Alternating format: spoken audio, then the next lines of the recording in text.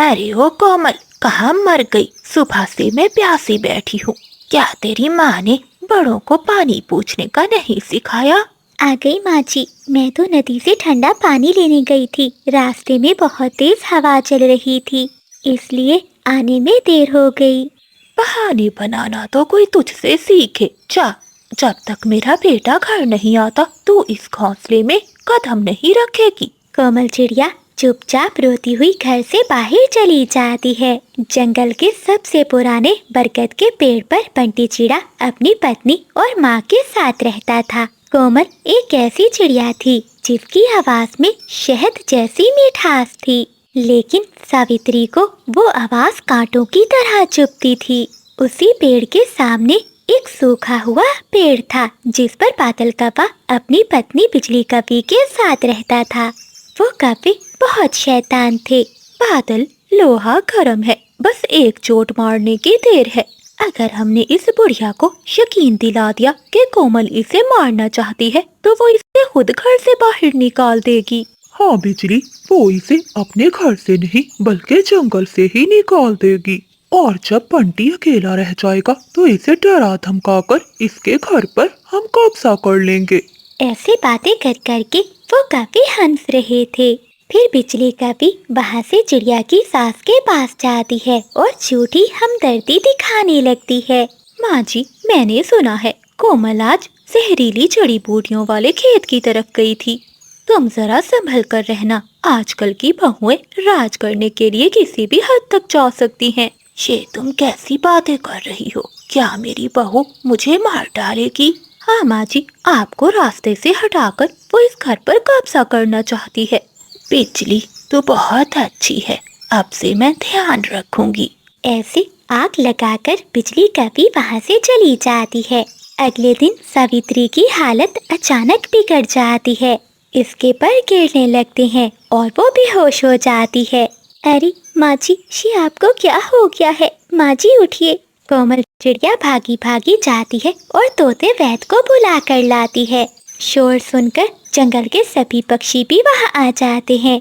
माँ जी की हालत बहुत नाजुक है। ऐसे लगता है कि इन्होंने कुछ जहरीले बीज खाए हैं। ये सुनकर बिजली कौवी शोर मचाने लगती है। हाय हाय पक्षियों, देखा इस चिड़िया को? इसी ने ही कुछ दिया होगा अपनी सास को। हाँ, याद आया, सुबह ये वही बीज छुपा रही थी, मैंने इसे देखा था। देखो कबूतर और बुलबुल बहन, ये मासूम शक्ल वाली चिड़िया कितनी बुरी है। तभी बंटी चिड़ा भी वहाँ आता है और ये सारी बातें सुन लेता है। कोमल, क्या ये सच है? क्या मेरी माँ की हालत तुम्हारी वजह से हुई है? कोमल चिड़िया रोते हुए कहती है, बंटी जी, आप तो जानते हैं ना मुझे, मैं ऐसा सोच भी नहीं सकती। मैं तो माँ जी की जिंदगी के लिए अपनी जान तक दे सकती हूँ, लेकिन कोई भी कोमल चिड़िया का भरोसा नहीं करता।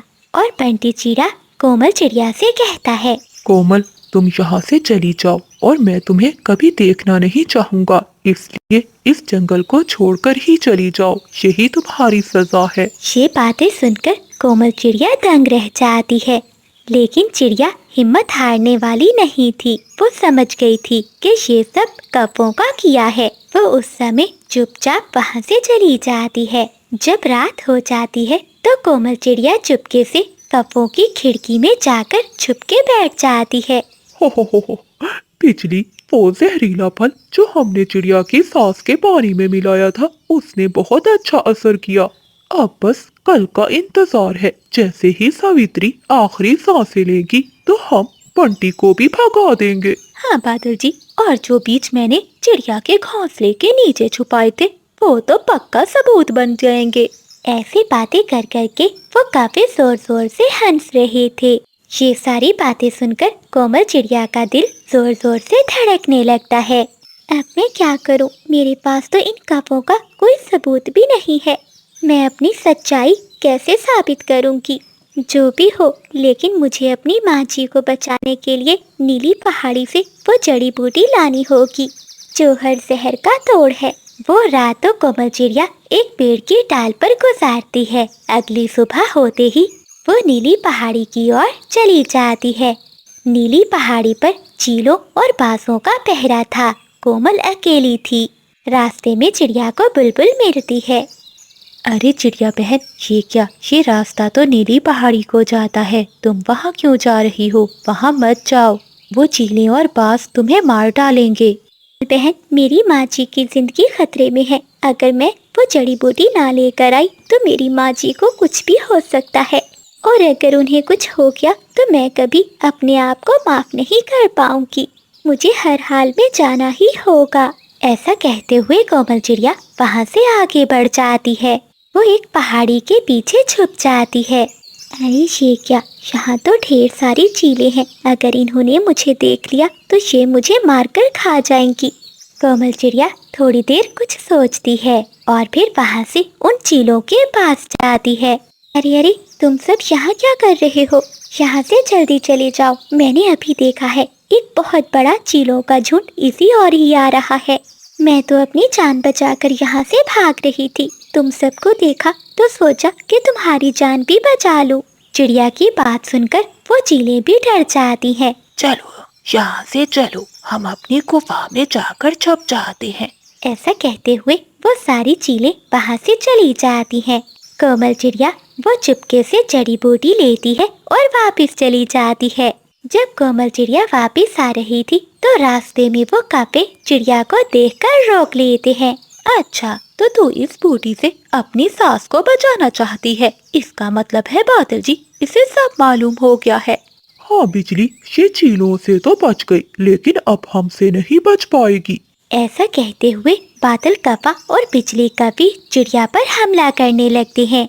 कोई है, मेरी मदद करो, मुझे इन कपों से बचाओ। तभी कबूतर कुछ पक्षियों को लेकर वहाँ आ जाता है और वो सब कपों को घेर लेते हैं और उसे मार मार कर वहाँ से भगा देते हैं। कोमल चिड़िया घायल हो चुकी थी। वो आहिस्ता आहिस्ता उड़ते हुए अपने घोंसले में पहुँचती है और अपनी सास को वो रही हूँ, मेरे पास केवल यही पैसे हैं। मेरी सास बहुत बीमार रहती है और मेरी 2 बेटियाँ भी हैं। वक्त ने हमारा साथ छोड़ दिया, मैं सब कैसे कर पाऊंगी? चिंता नहीं करो कोमल, तुम चलो मेरे साथ। फिर चंदू चिड़ा कोमल चिड़िया को एक बड़ी चूड़ियों की दुकान पर ले जाता है। कोमल, ये मेरी ही दुकान है, तुम्हें फ्री में देकर मैं तुम्हारे आत्मसम्मान को ठेस नहीं पहुंचाना चाहता, इसलिए मैं तुम्हें कुछ पैसों में ये टोकरी भरकर चूड़ियां दे रहा हूँ। मैं तुम्हें ये केवल आधे रेट में दे रहा हूँ। तुम इन चूड़ियों को जंगल में पहले कम दाम पर बेचना और फिर जैसे ही मुनाफा दिखाई दे तो दाम बढ़ा देना। ये देखकर कोमल चिड़िया बहुत खुश होती है, क्योंकि उसे अपनी परेशानी का हल जो मिल गया था। वो चूड़ियों की टोकरी उठाए वहाँ से चली जाती है और जंगल में चूड़ियाँ बेचना शुरू कर देती है। चूड़ियाँ लो चूड़ियाँ, सुहागन वाली रंग बिरंगी चूड़ियाँ लो। कोमल चिड़िया जंगल के हर कोने में जा जाकर पक्षियों के घरों में चूड़ियाँ बेचती थी और बीच बीच में आकर अपने परिवार को भी देख लेती थी। आसपास के पक्षी उससे चूड़ियाँ खरीदते थे। सभी पक्षियों को चिड़िया की चूड़ियाँ बहुत पसंद आने लगी थी। अरे वाह वाह चिड़िया, तुम्हारी चूड़ियाँ तो बहुत सुंदर है, मुझे लाल रंग की चूड़ियाँ दे दो। हाँ हाँ कभी बहन, ये देखो, ये लाल रंग की चूड़ियाँ आपके पंखों में बहुत सुंदर लगेंगी।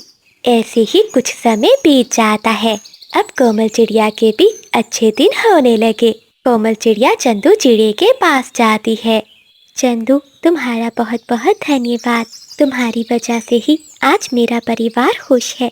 ये तो तुम्हारी मेहनत है कोमल, मैंने कुछ भी नहीं किया। चंदू, मैं सोच रही थी मैं यहाँ से चूड़ियाँ खरीदती हूँ और फिर जंगल के पक्षियों के घरों में जा जाकर बेचती हूँ। इसमें बहुत समय लग जाता है। सोचा है कि क्यों ना मैं चूड़ियाँ बनाना ही सीख लूँ।